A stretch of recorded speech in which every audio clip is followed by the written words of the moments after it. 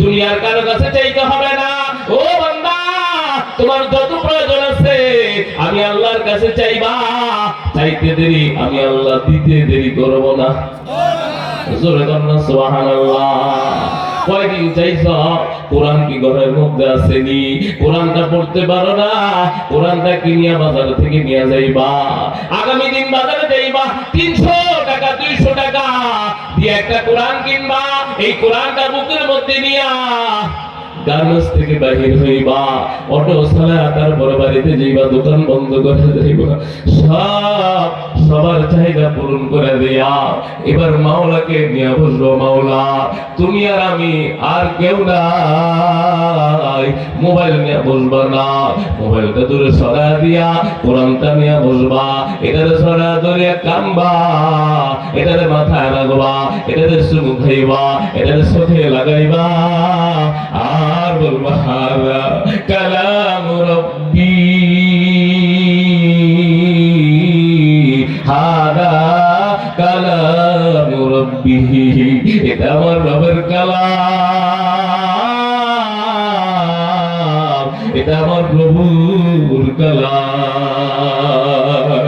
অসুস্থ হয়ে গেছে বুকের মধ্যে নিয়া মাওলাকে বলবা, মাথায় নিয়ে বলবা মাওলা তোমার কালাম মাথার মধ্যে নিয়ে বলে আমার মাফ করে দাও না, এটা তোমার কালাম, তুমি যত দামি তোমার কালাম তত দামি। কোরআনের তো মহেরা, ছেলের নামে আলাদা মোবাইল, মেয়ের নামে আলাদা মোবাইল, বিবির নামে আলাদা মোবাইল, নিজের নামে 2টা 3টা মোবাইল, কিন্তু সবার নামে কিন্তু ঘরে কোরআন নাই। কথা বলেন ঠিক না বেঠে? ও পোড়া গোপাল, নেতার পিছনে ধরে আলাপ নেই রে মুসলমান ইমানদার। হাদি ভাই কবরে চলে গেছে, কেউ তার সাথে যায় নাই। জানাজাতে লক্ষ লক্ষ স্মরণকালের জানাজা হয়েছে, কিন্তু কেউ তার সাথে কবরে যায় নাই। আমার কবরে আমার যাইতে হবে, আমার কবরে কেউ যাবে না। ও পর্দার আড়ালের মা বোনেরা, একটু পর্দার আড়াল থেকে কান দিয়ে শুনো গো মা। ওই রাবেয়া বস্তি রহমতুল্লাহ আলাইহি জামানার একজন শ্রেষ্ঠ ওলি, ওই রাবেয়া বস্তি রহমতুল্লাহ আলাইহি জীবনে বিবাহ বসে নাই, সন্তান জন্ম দেয় নাই, একদিনের জন্য স্বামীর ঘর করে নাই। সারা রাত তাহাজ্জুদ পড়ে, সারা দিন নফল নামাজ আর তেলাওয়াত করতে থাকে। হায় হায় হাসান বস্তি শুনিয়া ডাক দিয়ে বলে রাবেয়া আমি তোমারে বিবাহ করতে চাই গো রাবেয়া। রাবিয়া বস্তি রহমতুল্লাহ আলাইহি ডাক দিয়ে বলো হাসান এখন পর্যন্ত 4টা প্রশ্নের উত্তর মিলাইতে পারি নাই। কয়টা? জোরে বলেন। 4টা প্রশ্নের উত্তর মিলাইতে পারি নাই।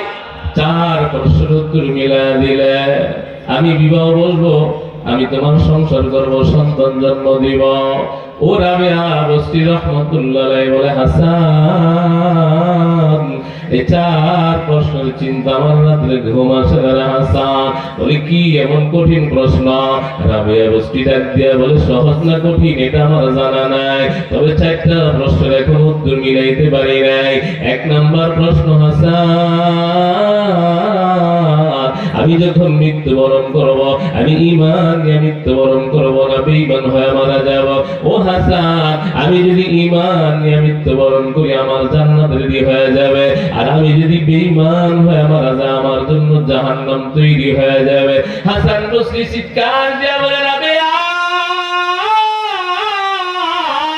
এই কঠিন প্রশ্নের উত্তর আমার পক্ষে না, দুনিয়ার কোন নবী ওলির পক্ষে দেওয়া সম্ভব না।